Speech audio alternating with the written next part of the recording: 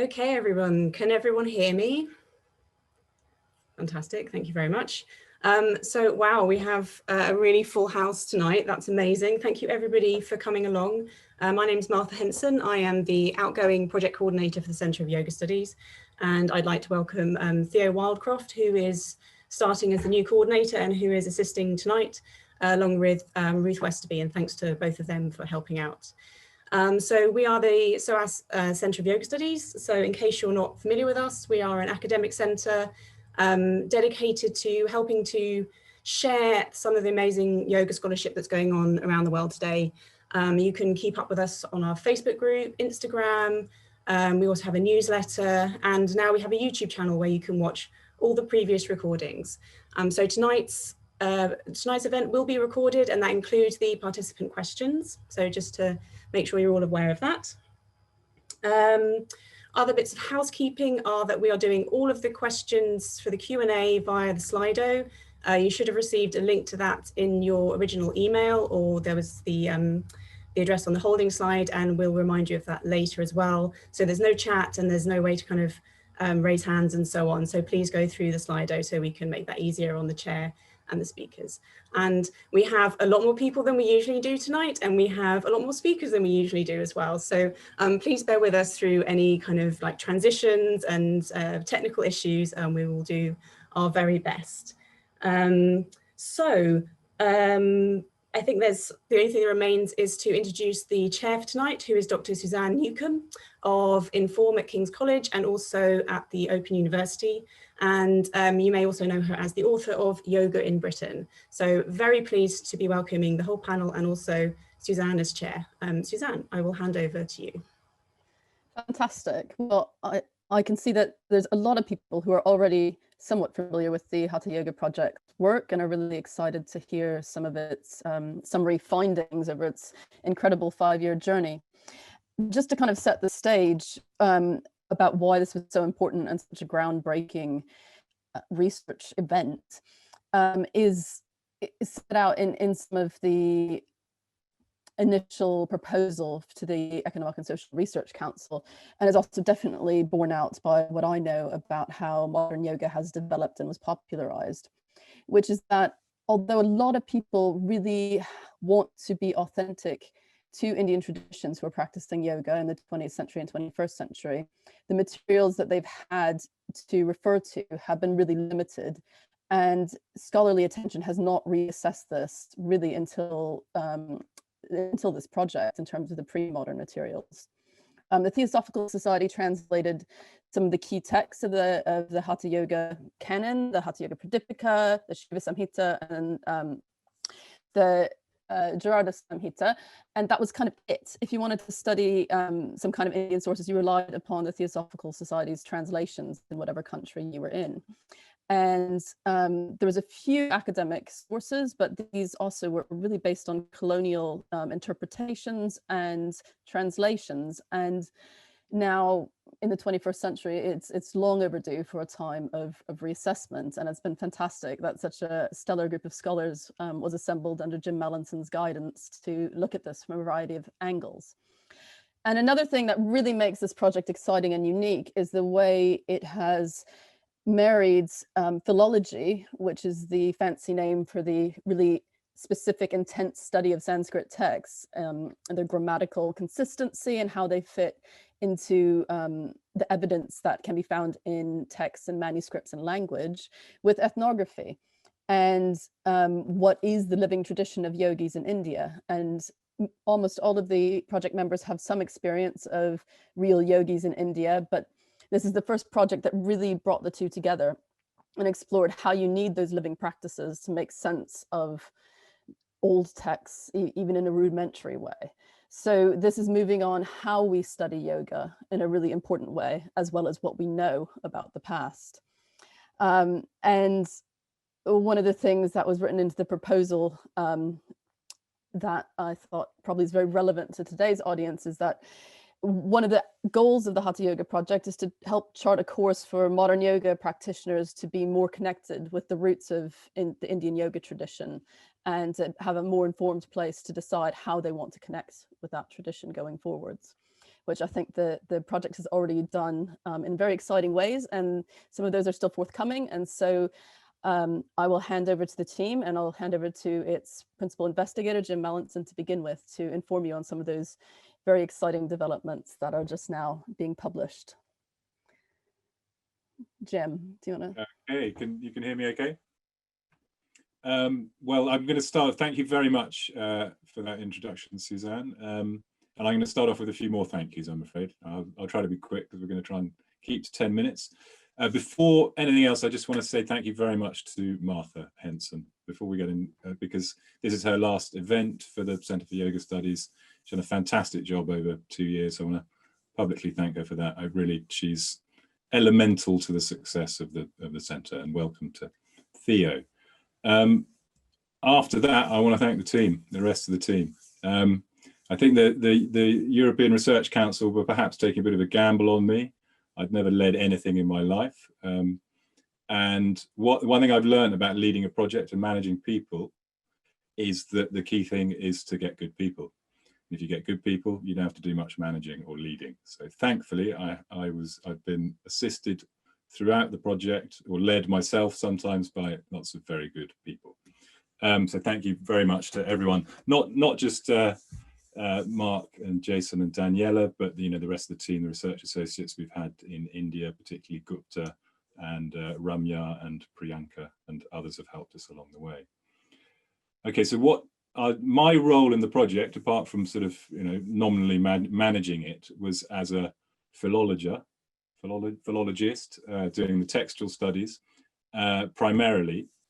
And I worked on 5 texts, producing critical editions of those texts. I've also been lucky enough to do plenty of field work for the project. I suppose primarily my field work was going to historical sites, but then also I accompanied Daniela on some ethnographic trips, particularly to the Kumbh Mela. So, and I've got a few pictures to show to sort of illustrate what I'm going to say. I'm going to talk about I'm going to try and, I haven't got longs, but I'm going to highlight a few findings, but I'm going to highlight those by taking you through some of the fieldwork events and the other events of the project. So I'm trying to share my, here we go, keynote.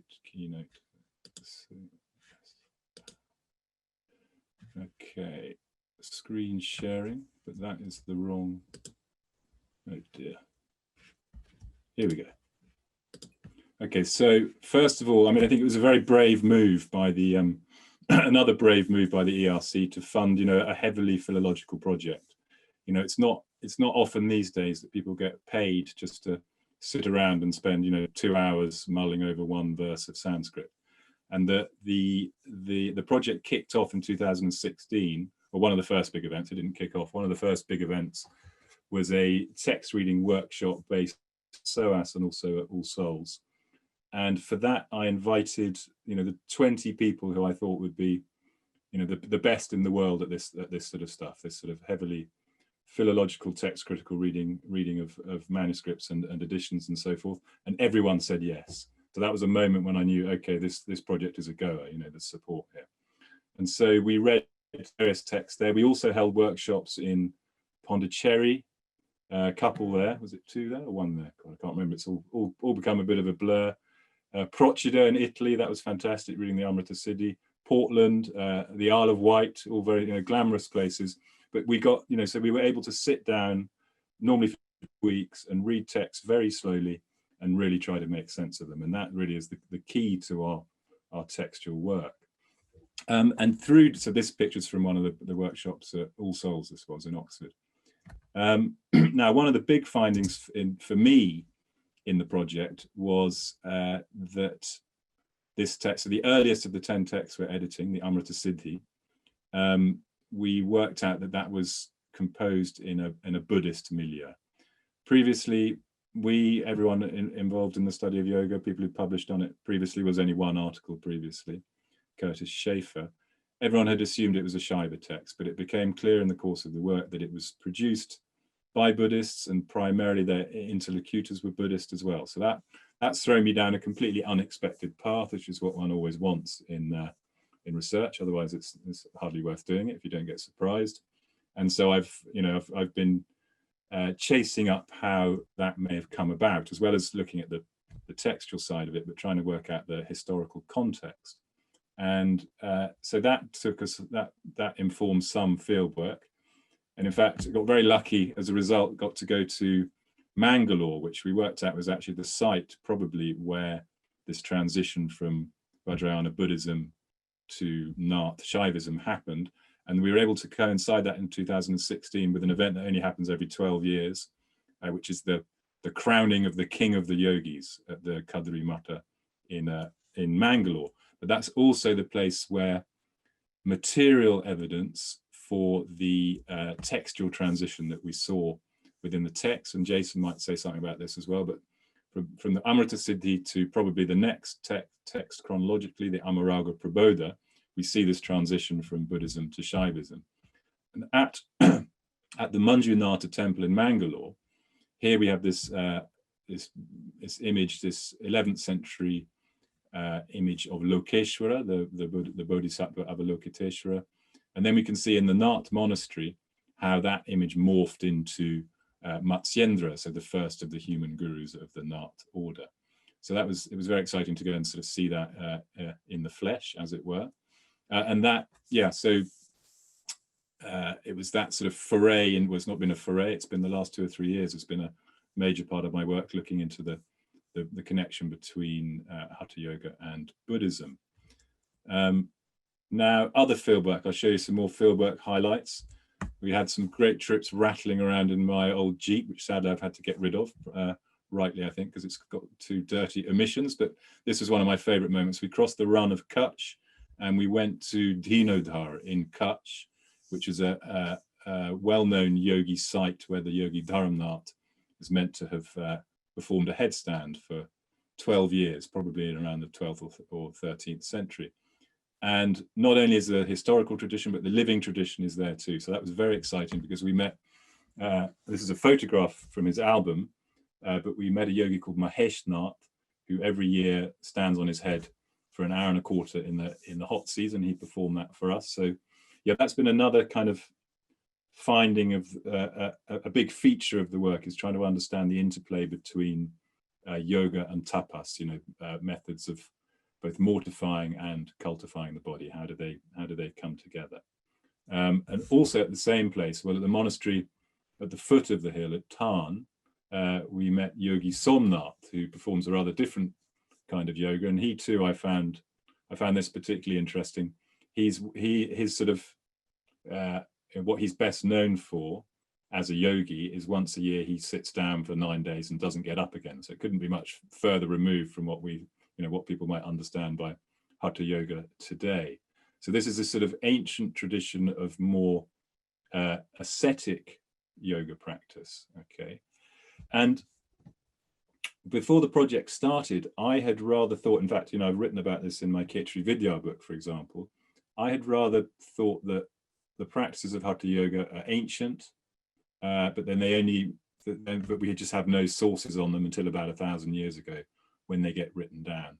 Now, thanks to various things, in particular the work on the Amrita Siddhi and trying to understand the influences on that, and also the complete absence in all historical sources prior to about 1,000 years ago of some of the characteristic practices of Hatha Yoga, such as complex asanas, complex breathing techniques, some of these mudras, these techniques for manipulating the vital energies in the body. I now believe that in fact it's something new. When Hatha Yoga arrives 1,000 years ago in India, it's a new thing. It's not something just being written about in text for the first time. And another of our sort of exciting fieldwork discoveries, Daniela and I went to this gate in Gujarat, the Dabhoi gate, or the Mahudi gate, sorry, in Dabhoi. And we can date it reasonably confidently to 1230. And we went there because we knew there were images of Nath yogis on it, and they were splendid, but there are also these other fantastic images of yoginis and bhairavas, which no one had ever written about. So in itself, it sort of deserves a monograph. But Daniela was the first to notice up at the top all these images of yogis in complex postures. So this dates to about 1230, as I said, And this makes it by nearly 300 years, probably the oldest such images that we know of. And so this kind of matches in the material record what we find in the textual record, that these practices suddenly start appearing. So it sort of supports my contention that these practices are indeed new 1,000 years ago. So that's more or less what I'm going to say, apart from one more short thing, which is not a great finding of the project, but something that was exciting and good fun, and it only happened in March, which of course seems to everyone now like several years ago. But we were very lucky with a lot of lucky things about this project. One of them was the fact that our very last bit of field work that Daniela and I were in Pakistan, we returned from on the 10th of March, so we couldn't have timed that much better. But at the end of that, or no, so halfway through that trip to Pakistan, we went looking for the famous site. Now, this is sort of one of the most famous sort of stories that went and is responsible at the beginnings of yoga in the West. There was a lot of interest in the story of Swami Haridas, who there are lots of reports of his 40-day samadhi buried, and now the reports say that he's buried under this building, which is in the fort in Lahore, Maharaja Ranjit Singh Fort in Lahore.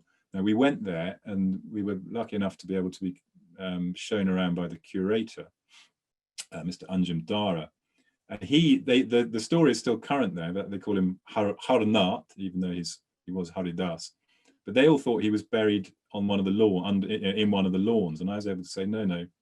The stories all relate that he was actually directly underneath the Baradari. So Mr. Dara went and ordered up some keys, and we were able to go down. He said that he hadn't been through this door for 20 years. We were able to go down to this huge chambers underneath the Baradari, which must have been where it happened. And we also found, and I haven't got a very good photograph of it, but there was a little passage into it that led to outside, which made me cast. I'm now even more skeptical about Haridas's claim. But yeah, that was an exciting moment. And yeah, that's all I'm going to say. Again, thank you so much to everyone on the team for making this. As I said the other day, wrote somewhere the other day, it was my academic dream come true. It's been fantastic, but too quick. Okay, so that's fantastic. Me done. I shall stop share. I do that? Yeah. Thank you very much, Jim. I'm sure that leaves lots of room for everyone to ask questions about all those tantalizing images at the end of the session. We'll have a good 30 or 40 minutes for your questions, so do put them in the Slido app. Oh, sorry, that's my timer for Jim keeping very under 10 minutes. I'll make sure to turn that off next time. So next up of the illustrious team is Jason Birch, who I know very well as a former colleague on the École Yoga Project, and he's undertaken to do a impressive critical edition research and publishing of 6 texts that date from the 12th to the 18th centuries. 2 of them are already in press, and he's also done some interesting film reconstructions of a quite important later text, which he'll talk about. And I know his work to be nothing if not thorough and meticulous. So I'm sure that all of these critical editions will be of very high quality, and I'm very impressed with the amount of work he's undertaken to produce. So over to Jason. Thank you, Suzanne, for that generous introduction. I'll share my screen.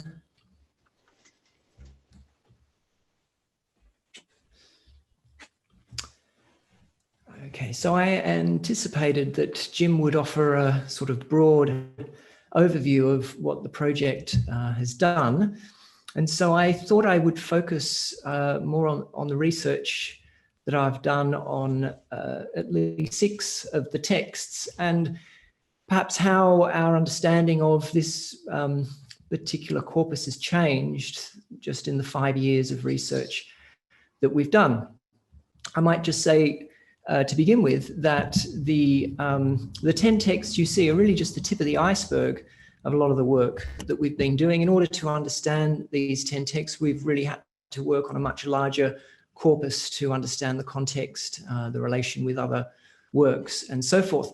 Now, the list of texts that you see here is as we proposed them in 2015 to the ERC, the proposal that Suzanne mentioned in her introduction. And these are the dates that we mentioned, proposal and the order which we put them in. I think the order was largely determined not just by the dates, but by the fact that Jim was working on the first four, and then we were both working on the Yoga Bija, and then my work is focused on those that have been highlighted, particularly the Amarauga Praboda, the Yoga Taravali, which I've been working on by myself, and then the Yoga Chintamani, the Haṭha Sanketa Chandrika with Mark. And then Jim, Mark, and I have been working on the Haṭha Vyasapadati together. Each of these texts is being edited and translated. It will have an introduction. A separate monograph will be published for each one. As things stand at the moment, a monograph on the Amarauga Praboda has passed peer review and will be published by the end of the year. And the Haṭha Vyasapadati, the book that Mark, Jim and myself are working on, has also passed peer review, and that will be published before the end of the year. So for the first 2 to 3 years of the project, Jackie and I, as well as, of course, Mark, Daniela and Jim, we spent a lot of time in India visiting libraries. Jackie and I visited probably 20 to 30 libraries, and we were assisted by a researcher at the École française that you see on the right there, Vishwanath Gupta, who also visited libraries, and his expertise was in South Indian manuscripts. He helped us to transcribe some of the scripts I'm not familiar with. And on the left there, you see the library at the École française in Pondicherry. I also spent quite a few months there reading texts with Dominic Goodall, and of course we had one of the workshops for the Haṭha Yoga Project there.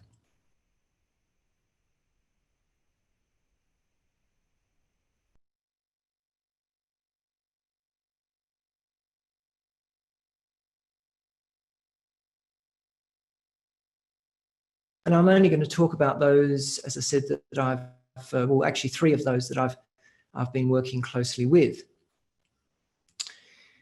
So as Jim mentioned, of course, when we started the project, we thought the Amrita Siddhi was a Shaiva text, but then through a close reading of an old manuscript, it became apparent that it was Buddhist. And it just so happened at the time that some of the manuscripts that we found of the Amarauga Praboda enabled us to identify a much earlier recension of the text. So in the initial proposal, we dated the Amarauga Praboda at the 14th century, but when we looked at this earlier recension, we could see that in fact many of the citations and verses from other texts were added at a later date. And so we had a much shorter recension that it became clear to us was closely related to the yoga, particularly the chapters on practice in the Amrita Siddhi. So we now think that the Amarauga is basically, as I mentioned here, it's a 12th century text attributed to Gorakshanatha, so perhaps the earliest yoga text of his that we have. And the early recension I'm calling the Amarauga according to its colophons, as well as the citation in the Upasanasara Sangraha, a 16th century South Indian compilation that cites the Amarauga. So it seems that the Amarauga was in circulation perhaps from the 12th to the 16th century. It was probably the text that Svatmarama, the author of the Haṭha Pradipika, used to compile some of the sections on Haṭha Yoga there. And perhaps from the 16th to the 18th century, extra material was added to the Amarauga to produce the Amarauga Praboda, which has approximately 25 extra verses. And that's the version of the text that was published by Kalyani Malek in 1954. The Amarauga, this earlier recension, has not been published or studied before this project. The Amarauga defines Haṭha Yoga as a method accomplished with the breath and internal resonance, and that's very consistent with the rest of the content of the text. Basically, the Amarauga teaches the 3 physical practices of the Amrita Siddhi, which are the 3 mudras, Mahamudra, Mahabandha, Mahaveda. And they involve the use of two locks, bandhas, internal locks, the chin lock and mula bandha, the root lock. So what we're seeing here is these physical techniques moving from a Buddhist tradition to a Shaiva one, and of course they're repurposed in various ways. In the Shaiva tradition, part of the aim is to raise Kundalini, and there's various Shaiva terminology. One of the big differences between the Amrita Siddhi and the Amarauga is that Hatha Yoga in the Amarauga is taught as one of 4 yogas. And so in this system, in this scheme, it's really just one of 3 possible ways of achieving Raja Yoga, which is a Shaiva interpretation of Samadhi. So it's an auxiliary practice. It's not, in this system, I think, something necessary. A student could alternatively do mantra yoga or laya yoga to achieve Raja Yoga. And as I say, Raja Yoga in this text is undoubtedly of a Shaiva flavor. So this is perhaps how the techniques that might have had an older association with Buddhism were absorbed Shaiva tradition, basically as one of 3 methods for achieving a Shaiva yoga called Raja Yoga. The other text I'd like to talk about is the Yoga Bija. Again, through the manuscripts that we found, we've been able to identify an earlier recension.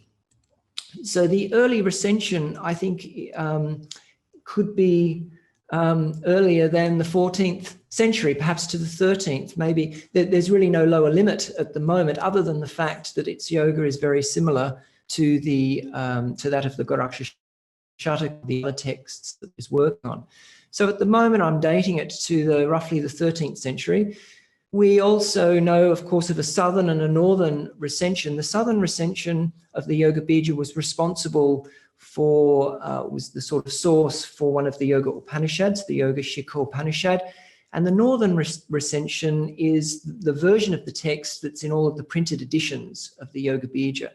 So once again, through the manuscript hunting that we've done and the study of the manuscripts, we've been able to identify an earlier version of the work that no scholars have really been aware of until now. It teaches mantra, Hatha, Laya, Raja Yoga in this order. It's a different system to what we see in the Amarauga. Here it's a sequential practice where the practitioner starts with mantra and then moves on to Hatha, Laya, and eventually achieves Raja Yoga. Now, one of the interesting features of this early recension is that it doesn't have the well-known definition of Hatha Yoga as Ha and Ta, the sort of union of the sun and the moon in published editions. It has a different definition of Hatha Yoga, and that is that the gross elements of the body are forcefully consumed. This to me seems much more consistent with the rest of the work, which is really about how the fire of yoga burns up the elements of the body, that they are the gross elements, earth, fire, water, and so on, and produces a very subtle body to the point where the yogin becomes like ether, like akasha, almost invisible. And it's the process of burning and consuming that seems to characterize Hatha Yoga in this text. It doesn't yoga practice. So the early recension is shorter than the southern and northern recensions, and the southern and northern recensions include at least 30 to 40 verses on the practice of breath retentions and also I think the bandhas as well. This text, the early recension, doesn't. It seems that its main purpose was really to offer a defense for the practice of yoga against Gnostic critiques. Of course, the Gnostic critique is that if knowledge alone can bring about liberation, what's the point of yoga? It's not really necessary. And the author of the Yoga Bija sets out to explain why yoga is necessary and, in fact, in some ways more important than acquiring knowledge.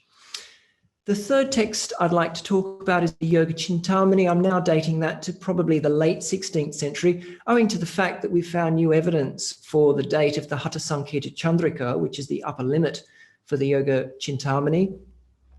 Before the project started, I thought the Haṭha Sanketa Chandrika was a 18th century text, but now through finding close parallels to the Haṭha Sanketa Chandrika in some marginal notes to a manuscript of the Yoga Chintamani, which is dated to the mid 17th century, it's clear that the Haṭha Sanketa Chandrika was composed probably in the early or mid 17th century, which pushes the Yoga Chintamani a little bit earlier. So at the moment, I'm dating it to the late 16th century. It was composed by Shivananda Sarasvati, a Dashnami sannyasi living in Varanasi, probably in the late 16th century. And one of the interesting features, we're working on a long version of this text. It's a version that has additional material added, particularly in the section of asanas. And there are 6 asanas attributed to a Mohan Das. And these asanas I've recently found in a Hindi text called the Pavana Vijaya Svarodaya Bhasha Nibandha by an Alak Das. And this has been quite an important find because the 6, well, at the beginning of that text, Alak Das bows down to Mohanadas. And the 6 asanas are part of a larger collection of 22. And that collection happens, we also have through hagiographical information that Mohandas was an expert in Hatha Yoga and Svarodaya. And it's in this Hindi text that we see how the physical practices are being brought together with this tradition of Svarodaya or Pavana Vijaya, which is about prognostication through nasal dominance. And the collection of 22 asanas, which are really quite distinct because they bring together complex postures with pranayama and meditation techniques. The 22 asanas that we see in the Hindi text are the same as those in the 4th chapter of a Persian work called the Bahr al-Hayat that was composed in the mid-16th century. I don't think until this point anyone has managed to identify an Indian source for the Persian work. In fact, it's probably a compilation of different Indian works, but now that we've started to identify this collection of asanas of Mohanadas probably being a disciple of Dadu, so he was active in the 16th century. I think we're getting closer to identifying one of the sources of the Bahr al-Hayat. And through reading, so this is a folio from the Bahr al-Hayat on one of those postures attributed to Mohandas. It's Shunyasana, the yogi is supposed to place the fists on the ground and then the toes on the elbows, and he lifts himself up into the air. And it's through reading the Sanskrit text together that I'm now quite sure that this pose has 2 phases, 2 stages of practice. What you see here is the first stage, where the yogi is on both fists and he has the toes on both elbows. But according to the Hindi and the Sanskrit, he's then supposed to be able to do this pose with just the left fist on the ground and the left big toes on the left elbow, obviously lifting the right arm and the right leg up off the air. So it gets even more difficult than what you see here. Jason, okay, so to say, yes, but you're over 10 minutes already. Okay, so this is the final slide. Fantastic. This is the final slide. So I was just going to finish with a summary of the different influences that we're seeing on Hatha and Raja Yoga based on the research that we've done. You can see here the red line representing Hatha and Raja Yoga, the Shaiva Buddhist traditions coming together at the beginning. And then the Vaishnava influence, I think, coming a little later with the Dattatreya Yoga Shastra, the Vashishta Samhita and the Yoga Yajnavalkya. And then, of course, that culminating in the Hatha Pradipika sort of setting a standard for Hatha Yoga that was widely accepted after the 15th century. And it's there that I think we see a divergence between these sort of more practice-orientated accounts that are coming from the northeast, places like Rajasthan, where Mohanadas was active, as opposed to more scholarly accounts happening in the northwest, where, as in the Yoga Chintamani, Shivananda is bringing these physical practices together with the yoga of Puranas, Patanjali's yoga, the epics, and so forth. So I'll leave it there. Sorry, I'm over time, and I'll pass on to Daniela. Fantastic. Before I do that, sorry. Just one final comment. Of course, I would also like to thank all my colleagues, Jim, Mark, and Daniela. If somebody tomorrow said, yes, you can have another 5 years of working together, I wouldn't hesitate in the slightest to say yes right now. Jason, can you stop your screen share? There you go. Fantastic. Thank you so much. And your wealth of attention to detail always is incredibly impressive to me.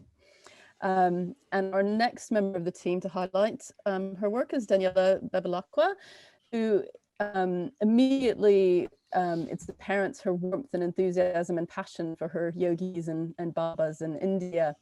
But having read quite a few of her writings as well, she's also a very rigorous and thoughtful ethnographer who's really concerned with both being respectful to her subjects and a ethical dialogue between how she is reporting and understanding the practices, as well as the limits of what ethnography can tell, and how to understand the relationship between text and practice through looking at what people do in a rigorous and responsible way. So Daniela. Thank you, Martha. Thanks to Susanna, and thanks to everyone for being here. So I will immediately share my screen. 1 second, and I'll start. So as Susanna was mentioning, I represent more or less the ethnographic side of the Haṭha Yoga Project, and I have to say this was for me the dreamy job and the dreamy person to work with, Jim, Jason, and Mark, because when I started, I knew mostly nothing, and they opened up an entire world to me, and I was very lucky to work with them. And especially for, let's say, as a scholar, I would say it was super exciting, my role as an ethnographer, because as I always say, is when I started this project, I realized that very few ethnographic work were done on the ascetic practices of physical yoga, on austerities. And so this was super exciting, and this meant from one side, a kind of a tough job, because you have to build together a kind of scholarship, and from the other side was also, you know, opening up a path for further research. And so now in this small presentation, I will introduce more or less what I've done in these years, and a few results, and how I did mostly my work. So in this slide, you can see the red dots. They represent the places I've been in 4 years, and plus in 2020 with Jim in Pakistan. And I divided these in like ethnographic sites, because I did like with my informants, and archaeological sites, because we went with Jim and we went to several places, but also I kept traveling and working and looking for, let's say, historical yogis in sculptures like in Srisailam, in Sanchis, and other sites.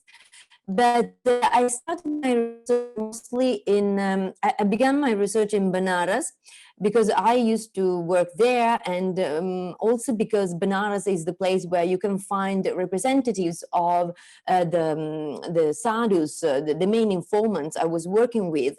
In fact, when you talk about asceticism in India, it's a huge world. So I decided to focus my attention on those sampradayas, on those religious orders which are traditionally connected with the practice of Hatha Yoga and physical yoga. So I worked mostly with the Naga sadhus from the Dashanami sampradayas, then with the yogis and Agurpir from the Nat sampradaya, which is, let's say, one of the most important orders to look at while dealing with Hatha Yoga, because there is all the tradition that Gorakshanath was the founder of the Nat Sampradaya, was also the guru who systematized the Hatha Yoga. And then I worked with a few sadhus from the Udasin Akara. And these, let's say, to talk about the Shaiva groups I was working with. And then I worked with the Tyagis and Mahatyagis from the Ramanandi Sampradaya, and few also from the Ramanuji Sampradaya. So, how did I work? I said at the beginning I was in Benares, but then I moved mostly in religious festivals. So I went to Allahabad a couple of times for the Kumbh Mela and Magh Mela, and then I went to Gangasagar twice in Kolkata, in the Ujjain Simhasta. Then I went to Ambubachi in Kamakhya twice, and then there was Mahashivratri in Junagadh. And so I went there because, of course, you found thousands of sadhus there, and of course, you can get lost as well. But since I was already working with sadhus, so I had some connection. I began with the sadhus that I knew. Then what you do usually in the Kumbh Mela is just walking. And so while walking, you can, find, like, for example, in this photograph, you see an Urdhbahu, a sadhu keeping his arm up. And if you look at the boards that you see in the Mela, you can realize who is doing what. Like, so you will see the Haṭha Yogin, which are the tapaswins. You see the Yogiraj, who are the sadhus involved in the physical practices. And so for me, it was kind of, it's the festivals are the best places to collect the names. Even, see, this is another example. Who is doing what, and with what kind of approach they are having. And see, for example, here is the Swami Anandgiri, who is a kind of more modern approach to yoga. He has studied in Rishikesh, for example.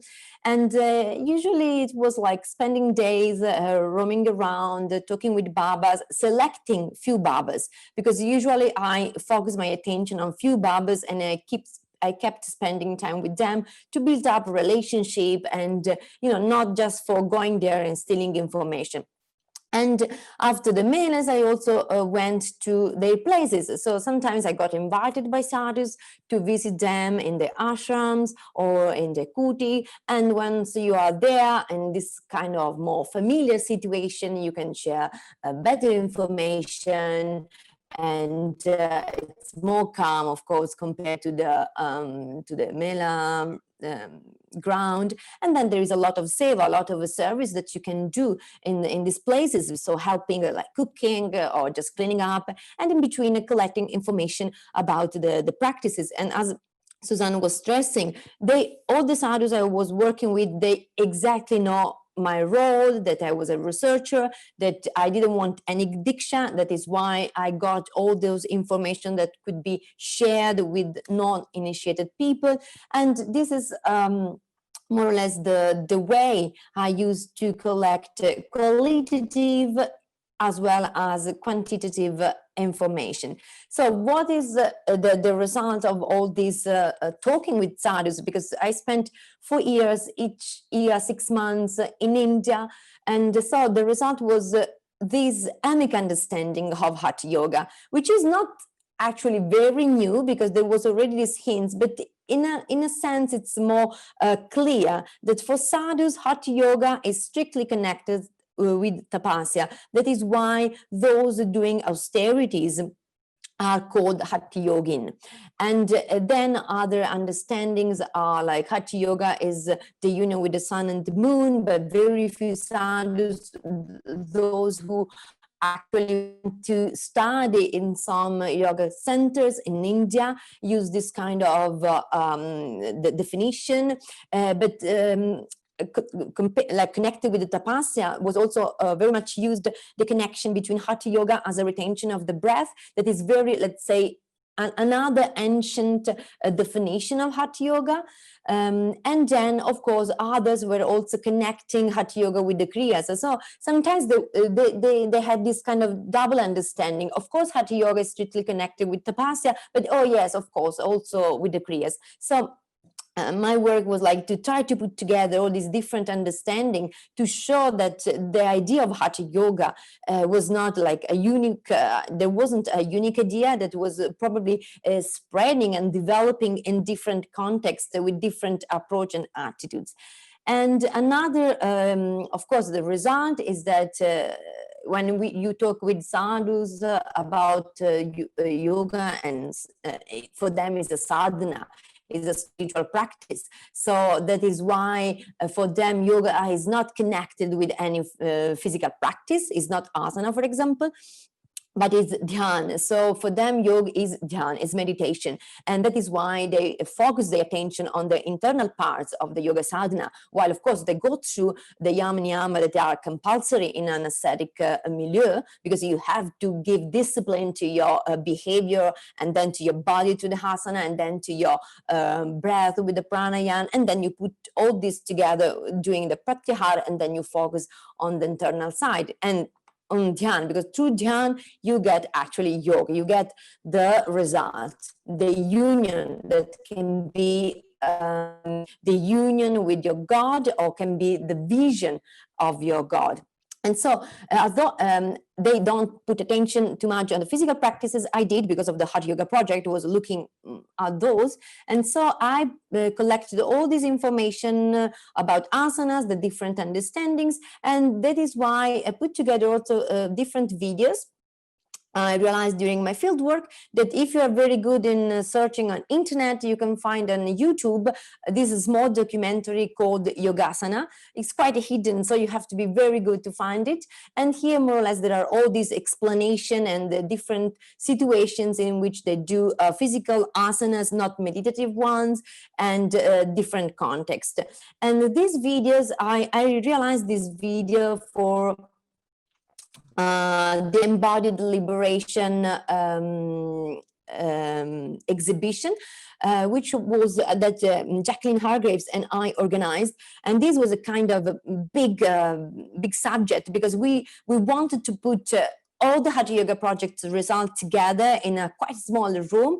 And you can see here in this photograph, we were trying, building up the exhibition, and which was about the textual, ethnographic, and historical research of the Haṭha Yoga Project. So it was in the Brunei Gallery. It began in January, and till it was supposed to be till March, and then it was prolonged till June, but then COVID arrived and people didn't get any opportunity to visit the exhibition. So another result of my work will be a monograph, which is actually a kind of mystery, because I'm working on it. I'm not sure when I'm gonna finish, but it will happen. And more or less will be a kind of summary of all the work I've done, putting a lot of historical background on it.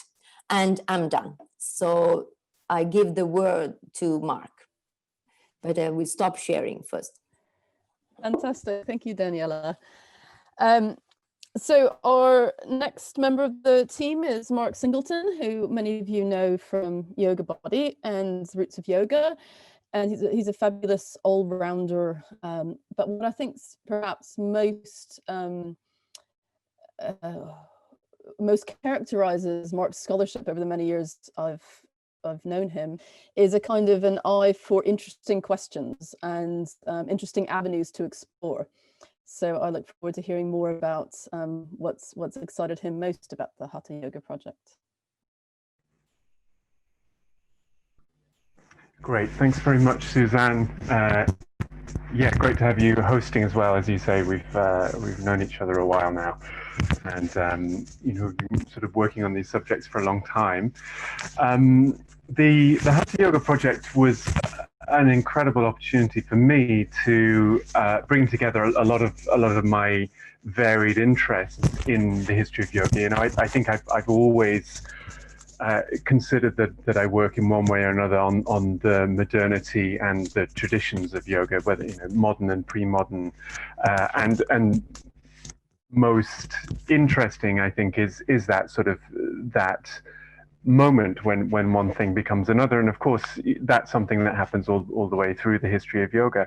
And what better opportunity really to get involved in a sort of 1,000-year view of this history than with the scholars that were assembled for the Haṭha Yoga Project. So yeah, I'm grateful to all of them, to all of you, and I'll say a little bit about what I've been doing, which the others have also mentioned. I think the The first thing is just to say that I was, you know, sort of lucky enough to, just going to try and share my screen here, to share in some of the,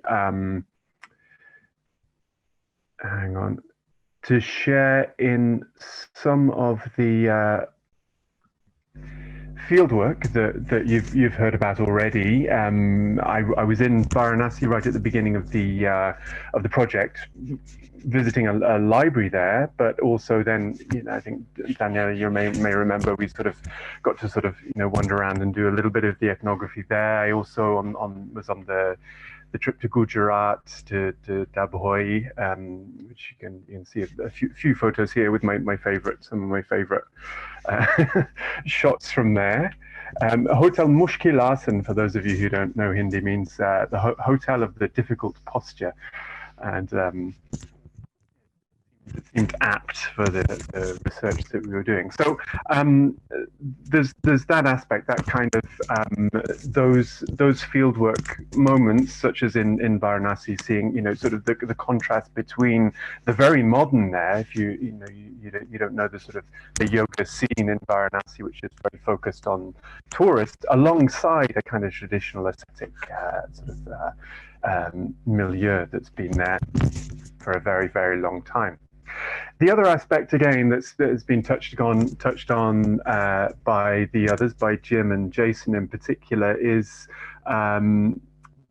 my participation in the edited text that Jason was talking about. With Jason, in fact, the first two, the Yoga Chintamani and the Haṭha Sanketa Chandrika, with working with Jason, and then the third, Haṭha Vyasa Paddhati, with Jim as well, so the three of us. And Jason and I published an article in the Journal of Yoga Studies last year about our findings there, and there's a sort of shorter version of that in the introduction to this edition. And just, I mean, what was particularly great about working on this text, and, you know, having the opportunity to work with excellent scholars, you know, reading this text, and it was to sort of, you know, situate what is a very unusual record in a sort of, you know, in that larger history of Hatha Yoga, and also to bring it forward, because as you'll see if you read the article or the introduction, there's very interesting connections of this text with sort of contemporary global modern yoga through the person of T. Krishnamacharya and his students, who, as we know, sort of, you know, did so much to spread yoga around the world. So, all, you know, those connections have been fantastic to reflect on much more deeply and at length. The other thing that Daniela didn't mention, but I will, is the edited book that we're doing together. And if you look at the original proposal that Suzanne mentioned about for the Haṭha Yoga Project, my idea for a monograph was to do a sort of a history of allied physical practices in South Asia, so in India and Tibet, that may or may not be related to Hatha Yoga. And there's been a lot of speculation over the years in scholarship as to where this Hatha Yoga came from, because, as Jim mentioned, it's new. Something really new is happening about 1,000 years ago. So where does it come from, and what's this physical component? How does that? Why does that come into yoga? When then, in the ancient past, as in the contemporary present among ascetics, yoga is dhyana. It's it's meditation. What are these physical practices? So anyway, I didn't do that. I changed my monograph idea, because I thought I'll never do it. There's too much to do. And so when Daniela suggested that we do this edited book together, I jumped at the opportunity. And here's just I won't talk through it, but we have some incredible chapters, lots of great scholars, lots of young scholars, particularly working on things like royal amusements in the place of yogis, and gymnasts in the royal court, yoga tapas and sort of, you know, gymnastic practices in Maharashtra, the theatre. We have the Kama Shastra, the erotic corpus, you know, with its asanas. Then in a second section, we have several chapters on exercise and martial arts Iranian martial arts, Malkam, the pole, the wrestling pole, you might say, Kalaripayattu, the South Indian martial art, and so on, Bayam in Bengal. And then finally, some fascinating chapters on the relationships that we either have clear evidence for or sort of, we can speculate about between Indian Hatha Yoga and Chinese practices like Daoyin, and the Tibetan yoga traditions, physical yoga of Tibet and its relationship with Hatha Yoga. So there you go. That's another output of the project that's going to be coming along soon. I think we've got all of them. We've got mostly all of them now. So it's looking good. And then finally, what I'm working on, and like Daniela, who knows when, but coming soon is a monograph that's about yoga and technology. So having gone from the sort of the ancient past, I'm coming right up to sort of hyper modernity and looking at some of the ways in which yoga is sort of marrying itself with technological innovation. And so on one level, it's kind of a contemporary ethnography of the way people are using technology and technological advancement to create new ways of doing yoga, or new modes of doing yoga, new religiosities that emerge out of technological practice and spiritual technological practices. Some of you may know about the sort of, the religions of Silicon Valley and the religions of transhumanism and so on that are emerging. And on another level, I suppose I'm interested in the philosophical implications of understanding the human in terms of a machine and what that might mean for yoga. So in books like this, for instance, Brain Software, reading of Patanjali's Yoga Sutras through a sort of computer model, sort of trying to retrospectively, as a sort of philosophical exercise, examine what that might mean. Is this compatible with the way that that yoga has been thought about and taught through the millennia, or is this something absolutely new? So it's kind of wrestling with those concepts. And I think that brings me pretty much to the end. And it is the end. I think I'll just want to take this opportunity just to really thank my colleagues there, Jim, Jason, Daniela, and our colleagues in India, Vishwanath Gupta in particular, and to say that thank you very much. I'm sort of retiring in a way. I won't be following on with further research work or further teaching in this field. So it's been an incredible way to finish, and I'm extremely grateful to everybody that's been involved and to all the colleagues along the way over the course of the last 20 years, and particularly over the last 5 years. So thanks to everybody. Fantastic. Thank you very much, Mark. And now, just before we move on to our last, but definitely not least speaker, I want to remind you about the Slido question facility. And not only if you could get your questions in now, because we're getting quite a lot of them, but could you vote on which questions you most want to hear answered? Because I think it's quite likely we won't get through all the questions. If you put your name in the Slido bar, I will ask you if you'd like to unmute yourself and give you just a second in case you'd like to ask a question yourself. And if you make your question anonymous, I'll read it for you. And if you don't answer when I ask if you want to speak, I'll also read your question for you. Fantastic. So our final speaker this evening is Jacqueline Hargreaves, who has been integral to the project's connection. In the very beginning, as I was saying, it was very conscious of the interest of yoga in the practitioner community. And Jackie's really been integral to promoting, understanding, documenting and making accessible a lot of the findings over the last 5 years. And so she's going to talk about some of those more impact, knowledge exchange oriented activities that the project's been doing.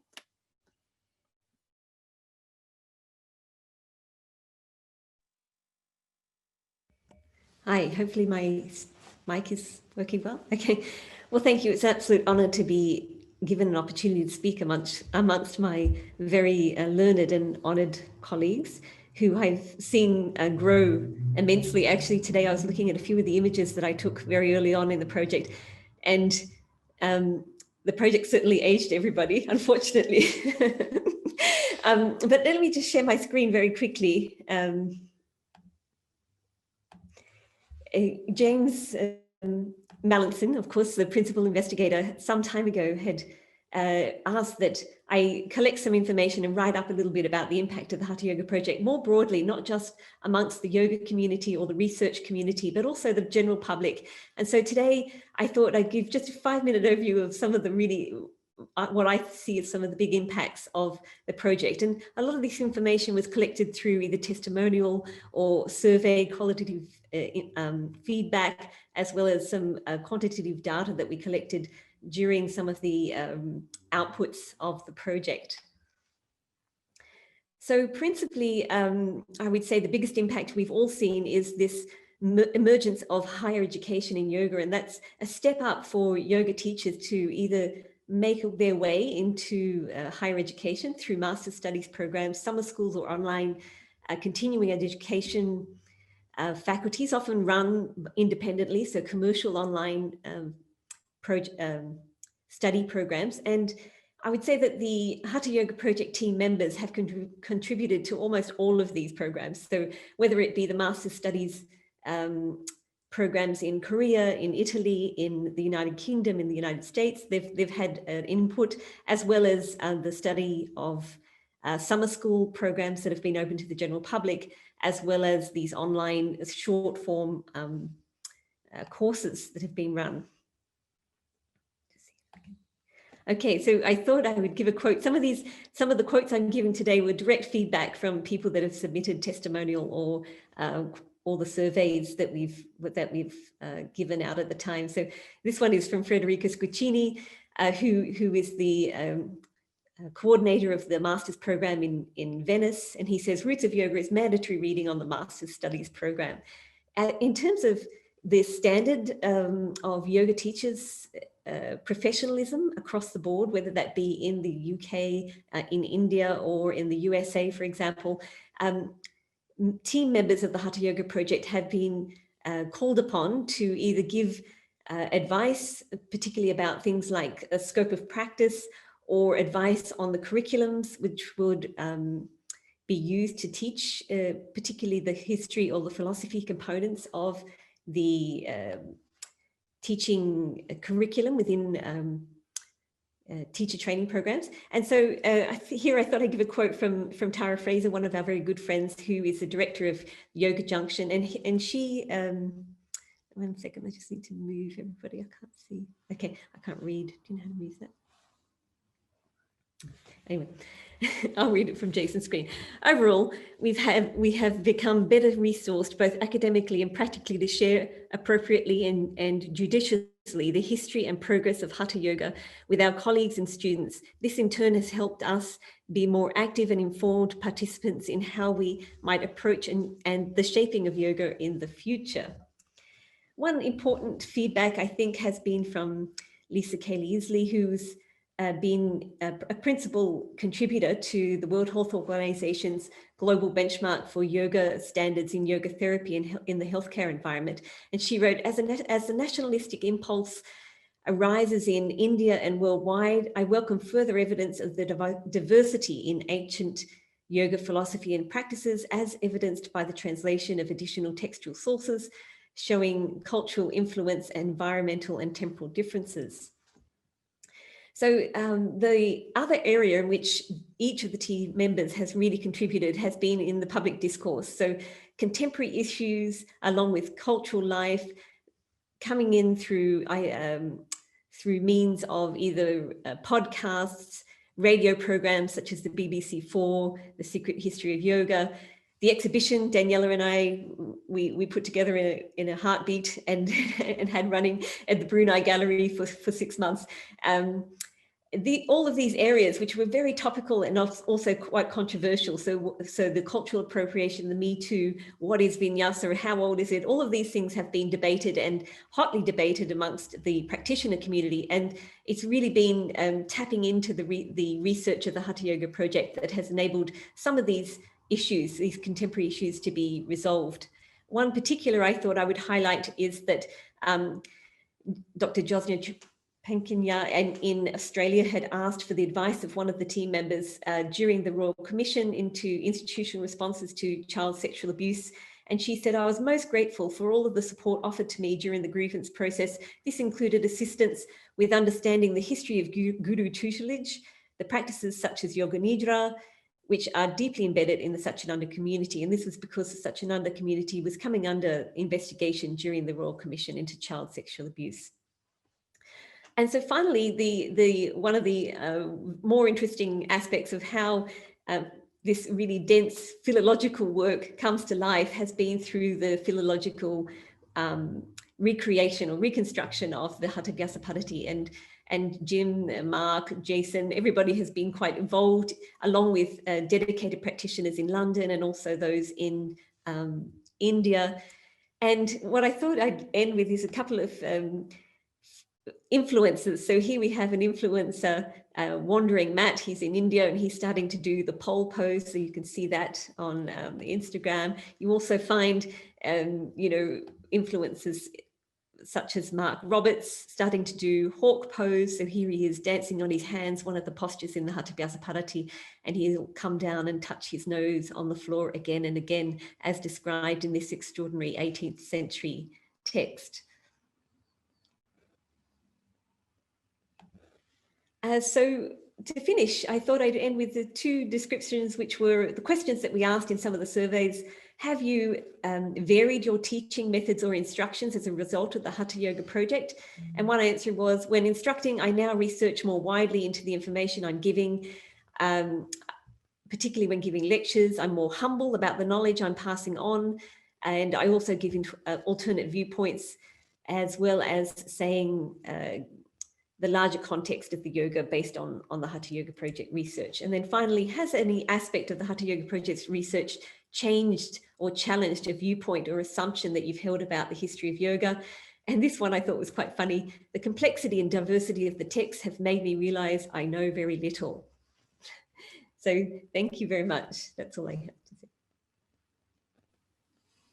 Back to you, Suzanne. Fantastic. Thank you.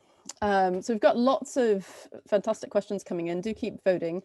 And we've only got about 22 minutes to get through them, so we won't be able to get through all of them. But the first question that's gotten the most votes is something that some of the speakers have answered in their talks, some of them haven't. And I'd like to use my chair's privilege to tack on a question to it, which is what are people looking forward to doing next? And I would like to know, I find the most important and most difficult part of any research project is getting the question right. And so what do you think are the right questions to ask now that you didn't understand 5 years ago? So shall we start with Jim on next plans and how would they reframe the questions? Okay, thanks. Can you hear me okay? Yeah. Yeah, answering the questions. Well, actually, sometimes I get a bit nervous or worried because the project, I think we've answered pretty much all the big questions that I had. And to some extent, my drive for, maybe sounding a bit like Mark, retiring from studies. I'm not going to do that, but I can't think of any more. Well, actually, no, the big question that we could do with answering, but I think it would take an even bigger project, is why did these practices appear 1,000 years ago? Where might they have come from? Did they appear spontaneously? It's now becoming more apparent that there's a lot of cultural exchange going on with the Islamic world and also with China and Tibet. So I think that's certainly an important avenue or important question to ask.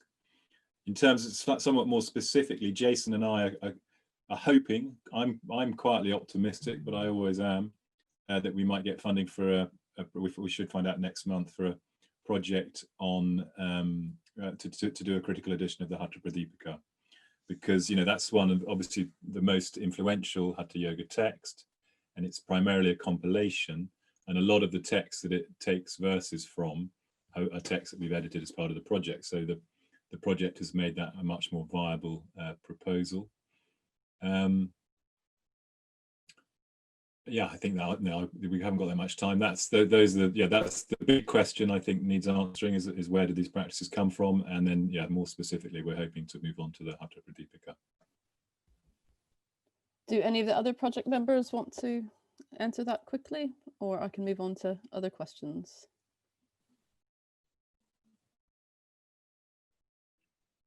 Move, Suzanne, move. Move. Okay. We have a question from Phil, who's happy to ask it himself.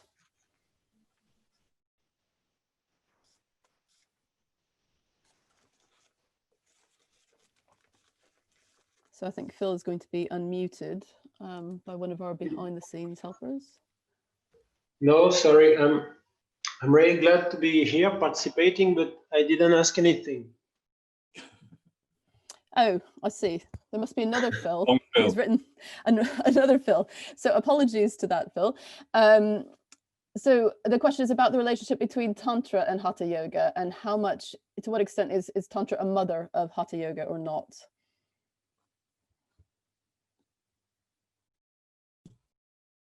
Me, or shall I answer that quickly? I've thought about it. I saw it. Okay, I'll answer it quickly. I won't answer the next one. I'm not going to hog them all. But well, like I've been saying, I now think that the practices themselves appear somewhat out of nowhere, and there seems to be some suggestion that some of the framework, some of the kind of physiological understanding possibly you find in Taoism as well. But that said, and to a great extent, Tantra really is the mother of Haṭha Yoga, at least textually. Because the way the texts are all written, it's very, they're exactly like tantric texts, and a lot of the kind of metaphysical frame is also derived from tantric teachings, whether they're Shaiva, Vaishnava, or Buddhist. So yes, but at the same time, I wouldn't say that Haṭha Yoga is tantric. I think another key finding, a key realization, is that Haṭha Yoga, as it's codified in text, is primarily, there are a few exceptions, but primarily for male ascetics, celibate male ascetics, which immediately distinguishes it from Tantra, as it's usually found. Fantastic. That's a very concise answer of what I'm sure could be a monograph. So our next question is anonymous, and it's something that was said several times, was that Haṭha Yoga practices in the physical sense seem to be new from about 1,000 years ago. And do you feel confident that this was new, or was this just the first time they were written down and they may have been practiced before this point? What's your opinion on that dating? I guess that's me again. Because I've already said I obviously didn't explain myself well enough, but no, I think they are new. I used to think that they were old and written down for the first time 1,000 years ago, but now, after many 20 years, 25 years of studying this material, I find no good evidence of the characteristic practices of Haṭha Yoga prior to 1,000 years ago or so. So yeah, that's my answer there. So the next question. Could I just add something to that, and maybe, Jim, if you had more time, you would have mentioned this anyway, but I think what we also start to see is some of the ascetic practices coming into Haṭha Yoga at a later point. And of course, you have inversions like Viparita Karani has a long history, as you've mentioned in your publications, but also the complex asanas, this history of 84 asanas that's mentioned in the earlier texts, and they acknowledge it, but then they only teach, they sort of almost say you only need a couple of asanas to do Haṭha Yoga. Well, in the later texts, more and more of those asanas seem to start coming in. We end up, I suppose, with the Haṭha Ratnavali, the Haṭha Abhyasa Paddhati, and so forth, with these very elaborate practice of complex postures. And of course, some of the iconic physical tapasya is coming in, like holding one arm up as an asana and standing on one leg and so forth. So it seems that over time we start to get some of the older practices being absorbed within the history of Hatha Yoga. Great, thanks for the clarifications, Jason. So the next question voted up is, what are your thoughts collectively or individually on the modern interpretation of Hatha as a soft and gentle form of yoga? And I know this is something Mark's thought a lot about, so maybe he should take this one. And what should we do, if anything, to address this misconception? Well, I think we need to make it much harder. No, yeah, I think there is kind of a strange opposition, I suppose. We saw that early definition in Jason's slides from the Yoga Bija, reflecting that sense of Hatha, of sort of extreme force, forcefulness, the yoga of force, Hatha Yoga. So there has been a kind of mutation of the word, let's say, or a 180 degree sort of turn from that older sense of force to mean something, like the sort of stretch and relax idea, which I think is predominant in certain places. So, or at least it used to be the case, in London. It used to be the case in the US, that Hatha Yoga meant something gentle to distinguish it from Ashtanga Yoga, let's say, the sort of brand. So Hatha became a brand amongst others, like Iyengar Yoga, and so on. But I think as Jason would point out, there's also a history of this within the larger tradition of gentle yoga practices, and there's also an argument that Hatha doesn't mean that the practice of yoga is difficult, but that the effects of the practices, which may be quite gentle, are powerful. They're what's Hatha. So there's both sides of that. I think there's that modern history of the sort of stretch and relax Hatha as gentle exercise and relaxation, but there's also this sort of tension between hard practices, say practices coming out of ancient traditions of tapas, and gentler practices which are also assimilated into Hatha Yoga in the pre-modern past. Maybe others want to add to that.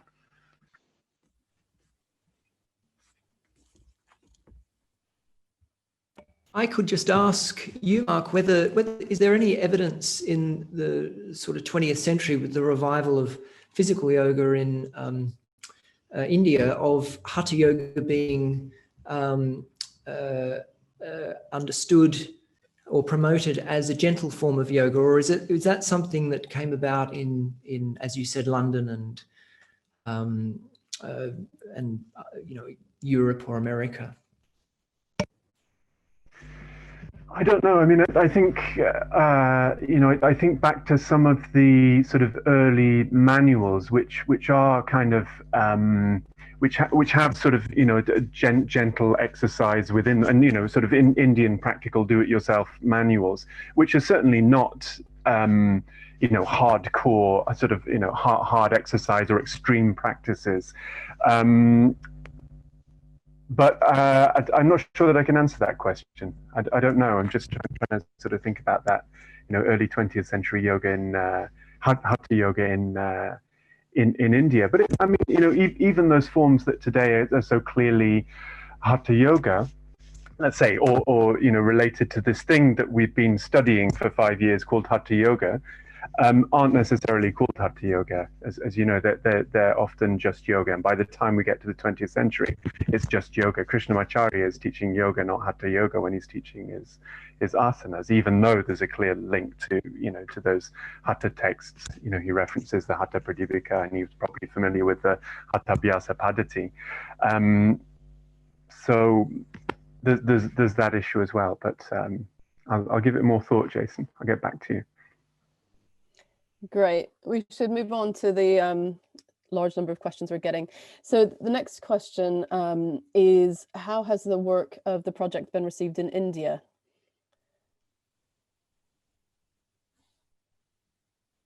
That's probably for Jim to answer in the first instance. Am I muted? No, I'm not. How has the work been received in India? I mean, there are small scholarly circles like in Pondicherry where we've been collaborating with them, where obviously they're well aware of our work, but generally they don't seem to be paying us that much attention. I mean, it would have been nice to collaborate more with Indian scholars, but unfortunately, to my knowledge, there are no philologically oriented Indian scholars who are working on the sort of material that we work on. There's some work going on in Lonavala, but unfortunately the sort of quality there seems to have slipped a bit over the last decade or so. How has it been received? I mean, I thought when I first put up a draft of my paper, which was a while ago now, probably 2016, I think, pointing out that the Amrita Siddhi was written in a Buddhist milieu, so the first text to teach Hatha Yoga. I was a bit nervous that was going to, get me in the crosshairs of some people who didn't like this idea that the earliest Hatha Yoga text wasn't Hindu as such. But no, I haven't seen anyone even discussing it. So I'm not sure they've noticed to a great extent. I don't know if anyone else can add. I would just say, like, my sadhus, like the sadhus, for example, are very happy. I mean, they were very happy about my ethnographic work because it was like, oh, finally someone is asking us what we think about yoga and Hatha Yoga, because everyone is doing yoga, and very few are questioning what is yoga, what is Hatha Yoga. I mean, the different landscape in which it is practiced. So they were quite happy about my work, of course, although for some it was like, this is nonsense because it's an internal practice. So it's just, you have to practice it, and you cannot just roam around and ask people and write a book about it. So, but this is like the skepticals are always and everywhere. But they were quite happy. That is why I called my article, Let the Sadhu Talk, not just considering some other scholars' papers. Anyway. So a closely related question, which is very much debated at SOAS, is how, on the one hand, there might be neo-colonial implications of this project. It's the question says, have you reflected on the neo-colonial implications of this fascinating project? And obviously you're a bunch of largely British or British heritage scholars, except for Daniela, who are investigating Indian sources and kind of saying what's true about Indian sources. So I would kind of rephrase it a bit, and also about how you position the team's efforts and the teaching at SOAS in the current kind of post-colonial projects that I know SOAS is very involved in.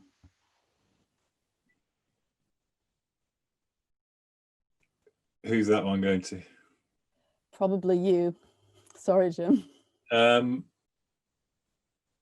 afraid I haven't reflected that. I've been working too hard would be my excuse, but I probably need to now that I'm reverting back to teaching. And as you say, at SOAS, decolonization is being actively pursued.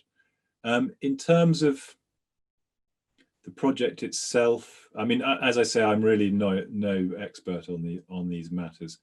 But Mark and I have been asked sort of related questions about this before, and I believe Mark's Irish and you're not British, so that rather complicates any suggestions of neo-colonialism. But I mean, I think I was asked about this in the context of the Amrita Siddhi. Okay, I'll work on the Amrita Siddhi, and in fact, the most important, oldest manuscript of that text is from Tibet and was stored in Beijing. And we were very lucky to get hold of copies of that through a professor at Harvard who got them in the 90s. So it's not as though, you know, I don't feel, put it this way, well, we were asked about whether we were sort of, you know, why should it be us doing this and not Indian scholars? As I mentioned earlier, I don't know of any Indian scholars wanting to do this kind of work. And secondly, some of the resources, as I say, are not actually India based. No, there are other people on the team, I'm not going to name names, who have reflected about these matters a bit more than I have, I think. But yeah, I'm not the best person to ask. I'm sorry. Maybe I need to wise up on these issues. I'm sure I'll get asked about them more and more as I come out of my ivory tower of 5 years research leave.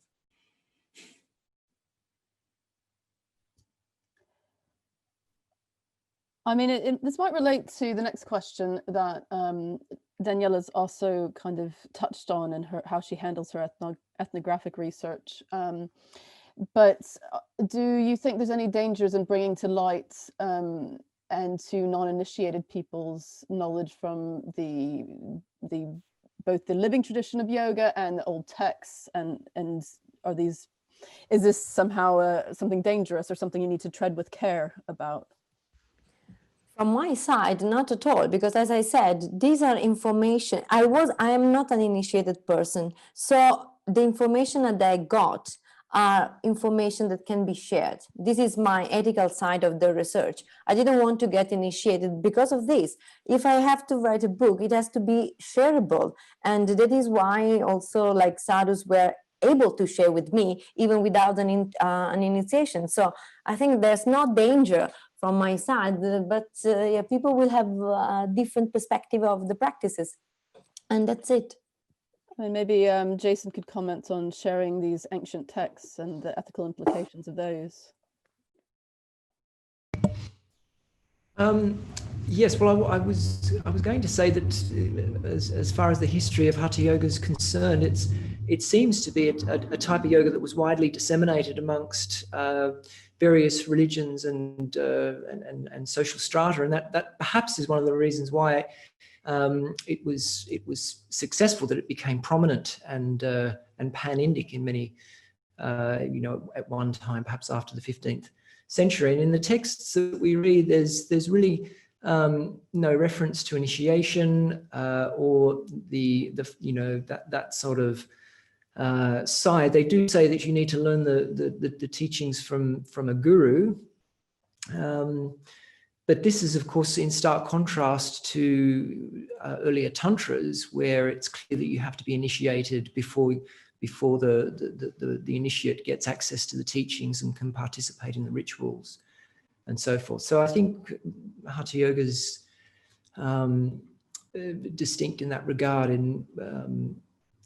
And as far as our work in our field work in India is concerned, with a lot of the libraries, it's just a bureaucratic process, getting the material. They're public institutions, and it's a matter of having the right paperwork to access the manuscripts. I would say in the majority of cases, the pundits, the scholars, the librarians and so forth are very supportive and helpful of our efforts. There are certain institutions that are not so helpful, but that's often not so much their fault. It can often be political reasons. You know, for instance, one archive was closed to us because of a court case between the state government and the royal family that controlled that archive.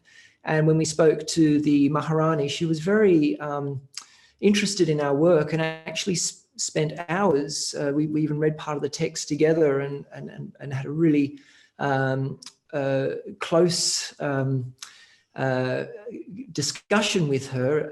But at the end of the day, she couldn't give us access because of the court case that was going on, the legal implications. So yes, so in that regard, we didn't get what we need, but what we were wanting to look at. But no, generally we get a lot of help from Indian colleagues and associates.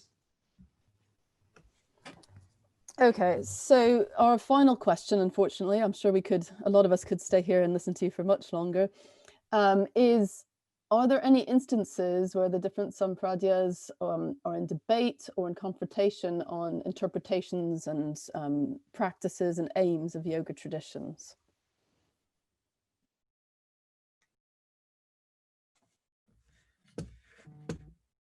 You have to point at someone, Suzanne. I have to point at someone. You point at someone. Well, I'll answer it quickly. I don't think they often actually argue about it, but there are definite differences. I mean, you see differences between texts. Certain postures can have different names in different texts, or the same name can apply to different postures. And we do see, you know, there's a, is it the Haṭha Ratnavali? Not that we're editing that for the project, but there's that's by someone called Srinivasa from the 17th century, early 17th century, I think. And he's quite sort of catty about Swatma Rama, the author of the Haṭha Pradipika, keeps saying he's got these things wrong and he's a bit stupid and stuff like that.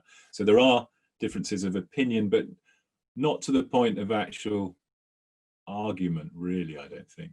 But maybe Jason might have something. Maybe I can point quickly at Jason on that. He might be able to think of some examples. You need your mic, you're muted. Sorry, I would only add that you know, the discussion in the Yoga Bija that we've been working on, and how, you know, there were certainly critiques of Hatha Yoga from other traditions, Gnostic traditions being the main one, and of course the Amanaskar is quite a polemic text that of course posits a particular practice and system, and then sort of says all the others are a waste of time. We do see that type of rhetoric and dialogue in the Yoga Bija between traditions over the practice of yoga. Fantastic. And we've kept you all at your screens for a long time. Just a few housekeeping things. One of the questions is that there wasn't space to ask was, how are you going to share all these projects? And I know that a lot of you have mentioned your monographs are ongoing. There's still a lot of publications that are forthcoming. Are you still going to be updating the Haṭha Yoga Project website? And are there other channels that the audience should look for your forthcoming findings? I'm not muted, am I? Hatha Yoga, websites are always problematic, aren't they? Because you do have to keep updating them. I guess, yeah, we should do soon. We will update. That's a good nudge to update the website, and we'll keep updating it as publications are published. Are there other places to look? The Facebook page as well. We will keep updated. Fantastic. So apologies to those who I didn't unmute, and apologies to those whose questions didn't get answered in this session, but it was fantastic the amount of interest there was. And we're just going to unmute everybody if you'd like to give the team a round of applause for all their efforts. Thank you. Thank you. Thank you very much. Well done.